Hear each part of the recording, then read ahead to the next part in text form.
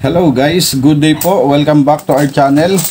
At eto nga guys, itutuloy natin yung ating coin hunting dito sa ating halagang 1,000 pesos. At eto na nga, dito na tayo sa NGC na 5 piso. So ang hahanapin natin dito guys, cross at saka error. So dito naman sa mint year nito, wala pa namang ganong hard to find dito or semi hard to find. So bilang lang tayo guys ng 250 para sa ating coin hunting. Hatiin na natin sila sa dalawa, 500 kasi ito eh. Okay, bilang tayo guys. 29 and I find myself wondering what did happen to the last 10. I ran away with my life, fast forward, never turn back again. It's kind of funny that the more we pass time, the more we need to set the rewind. And 19 was the year I had to leave you, but now I'm seeing all the signs. So eto guys, 250 para sa ating coin hunting. At umpisahan na natin tong ating coin hunting. Syempre ang ating lagayan.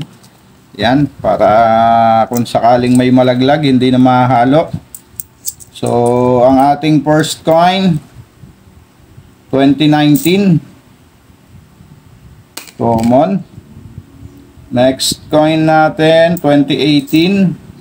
So cross ang ating mga hinahanap dito guys. Sa 2019 ay reverse frost at sa 2018 naman ay die frost.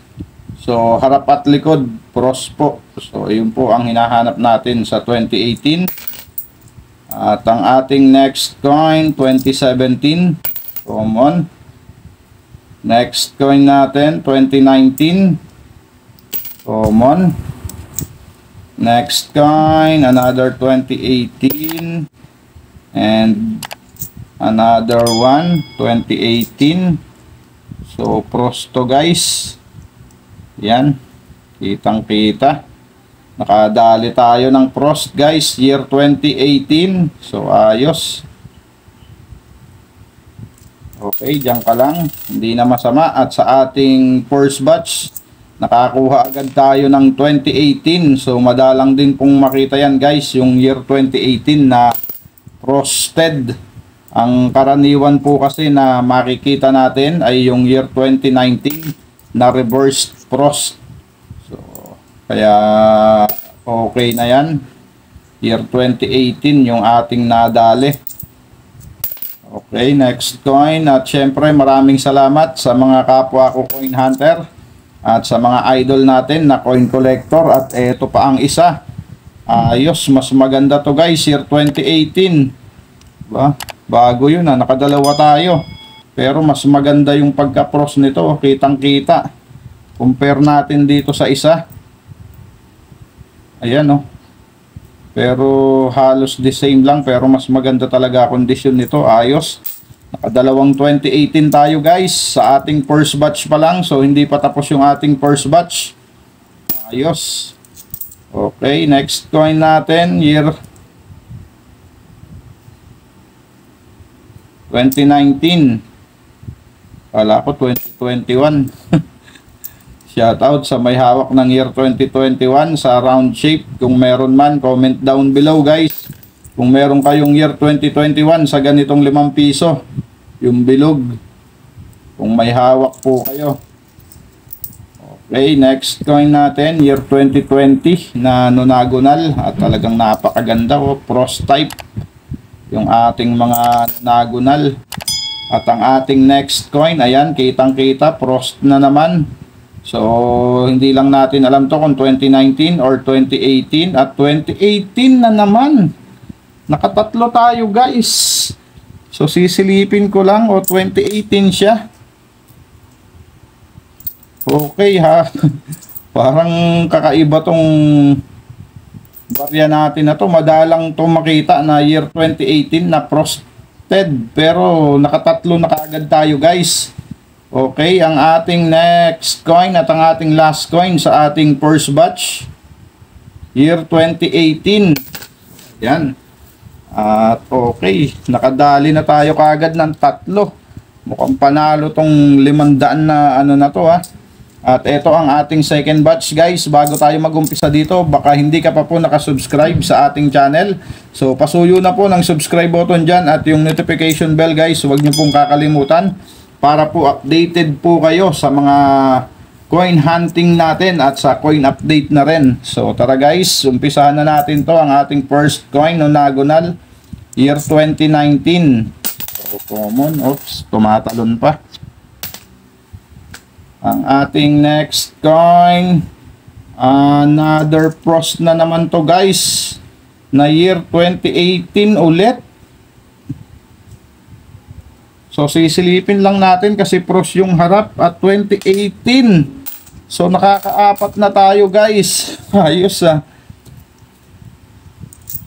Mukhang naghasama-sama dito yung year 2018. At hindi natin alam kung dumadami na ba talaga ang year 2018. So tignan natin dun sa kasunod na 250 pesos kung makakakuha pa rin tayo dun ng year 2018. So ayos. Okay, ang ating next coin 2018. So ito guys, meron pa lang yata tayong 4 din o 5 piraso pa lang na 2018 na frosted. Kaya maganda yan, naka-jackpot na tayo dyan dahil 4 na piraso yan. Okay, common.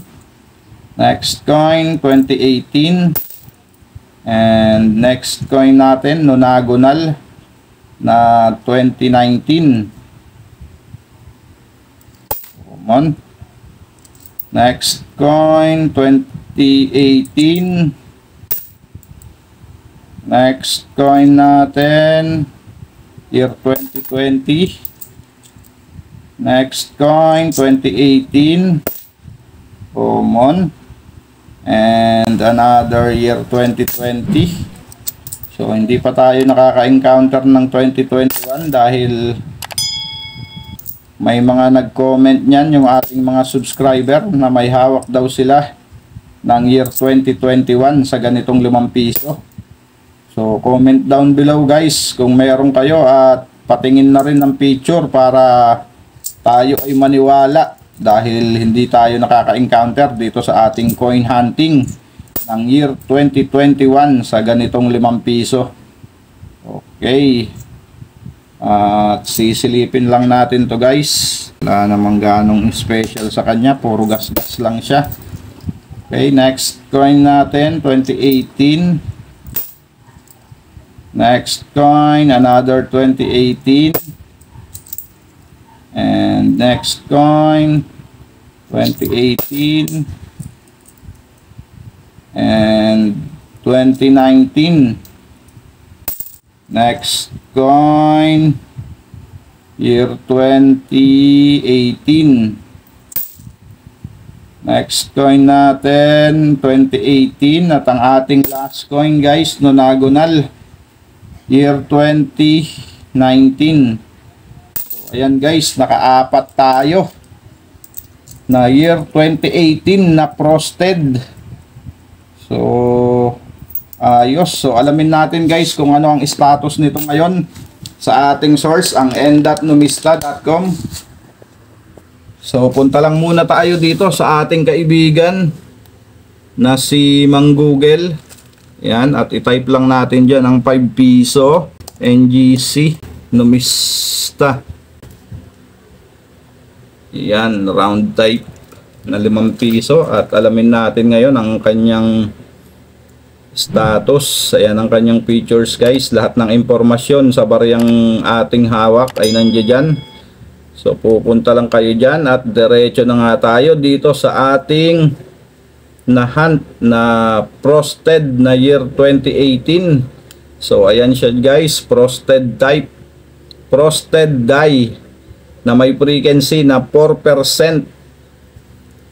year 2018. So dalawa kasi, ito ang common na year 2018 na isa 66%, pero dito tayo sa ating na hunt na frosted die na 2018. So hanggang ngayon di pa rin to na update. So ayan siya guys, ang kanyang collector's value o price appraisal, meron lamang isa dito sa uncirculated condition, 5 pesos and 70 centavos. So, masasabi nating although na maliit guys yung kanyang frequency na 4%, pero sa 4% hindi na siya pasok sa semi hard to find. Pero 100% mas malaki ang value nito guys compare dito sa 2018 na 66%. So napakalayo ng diferensya nila guys. Yung frosted ay 4% lang, yung common 66%, at sa uncirculated 64 pesos yung pinaka common na year 2018. So 100% mas malaki to kasi 4% lang yung kanyang frequency. At sana ma-update na to ng mga idol natin na coin collector din na member ng Numista. So ayan guys, at naka-jackpot tayo dito kasi 4 na piraso to na year 2018. So ayos, madadagdagan yung ating mga frosted. Kung magko-collect po kayo ng year 2018, so ito po yung pinakamaganda nyong hanapin, frosted type na 2018 compare dun sa hindi frost. So ayan, naka-4 tayo na 2018. Ayos, panalo tong ating coin hunting. So maraming salamat po sa aking mga subscriber at sa mga sumama dito sa ating coin hunting guys. Maraming salamat po sa inyong lahat. Keep safe always and God bless.